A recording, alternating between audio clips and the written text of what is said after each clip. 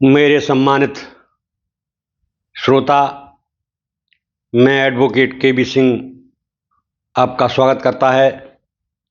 आज मैं आपको भारतीय न्याय संहिता BNS की धारा 99 के संबंध में बताता हूँ। आप लोग ध्यानपूर्वक सुने।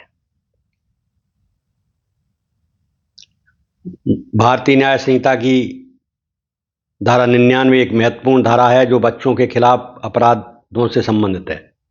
इस धारा के तहत यह अपराध माना जाता है कोई व्यक्ति 18 वर्ष से कम उम्र के किसी बच्चे को इस उद्देश्य से खरीदता है, किराए पर लेता है, अन्यथा उसका कब्जा प्राप्त करता है कि उस बच्चे को किसी भी उम्र में वेश्यालय, अवैध यौन संबंध या किसी अन्य गैर कानूनी अनैतिक उद्देश्य के लिए उपयोग किया जाएगा या नियोजित किया जाएगा। धारा 99 का वर्णन इस प्रकार है। कोई भी व्यक्ति जो किसी बच्चे को वेश्यावृत्ति या अवैध संभोग जैसे उद्देश्यों के लिए खरीदता, किराए पर लेता या कब्जा करता है, वो इस धारा के अंतर्गत अपराधी होगा। नंबर 2, ऐसा कम से कम 7 साल की कैद की सजा पाएगा जो अधिकतम 14 साल तक भी हो सकती है।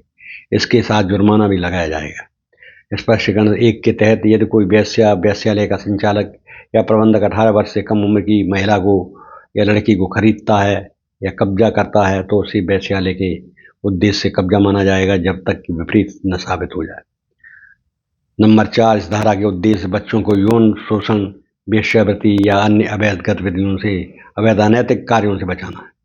नंबर 5, इस धारा के तहत अपराध तभी पूरा होता है जब ऐसा नाबालिग बच्चे को इस नियत से कब्जा लिया जाए कि उसे वेश्यावृत्ति या अन्य अवैध कार्यों में लाया जाएगा, चाहे वो लड़का हो या लड़की। धारा 99 के तहत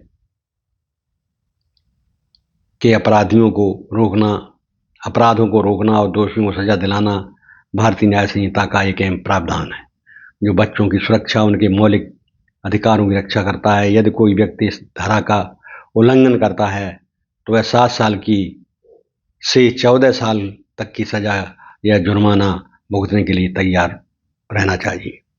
उदाहरण के तौर पर यदि कोई व्यक्ति गरीब परिवार से 18 वर्ष से कम उम्र के बच्चे को खरीदकर वेश्यावृत्ति में लगाने का प्रयास करता है तो उसे धारा 99 के तहत कड़ी सजा दी जाएगी। इस प्रकार वेश्यालय संचालक द्वारा नाबालिग लड़की को कब्जे में लेना भी इस धारा के अंतर्गत आता है। यह स्पष्ट है कि धारा 99 भारतीय न्याय संहिता 2023 में बच्चों के यौन शोषण और वेश्यावृत्ति के विरुद्ध कठोर कदम उठाने वाली कानूनी प्रावधान है। अब मैं आपको बताता हूं कि धारा 99 के तत्व कौन कौन से हैं। धारा 99 के आवश्यक तत्व इस प्रकार हैं।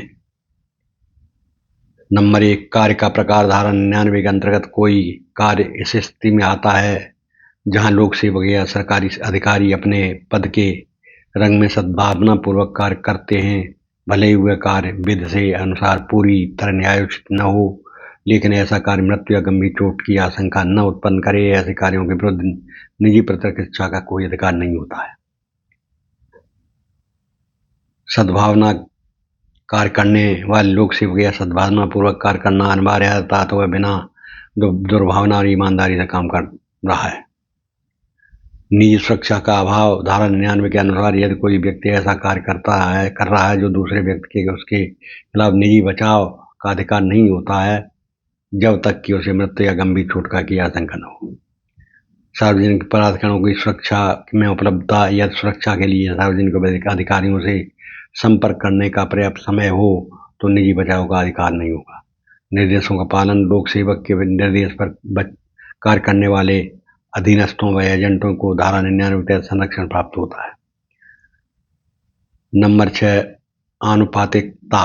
निजी बचाव में उपयोग किया गया बल केवल आवश्यक और समानुपातिक होना चाहिए, अधिकृत सीमा से बाहर नहीं जाना चाहिए।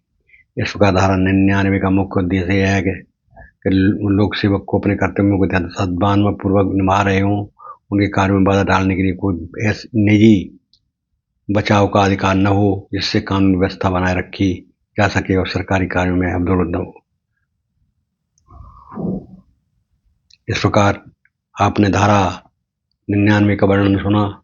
अब मैं अगली धारा के संबंध में आपको आगे बताऊंगा। तब तक के लिए धन्यवाद।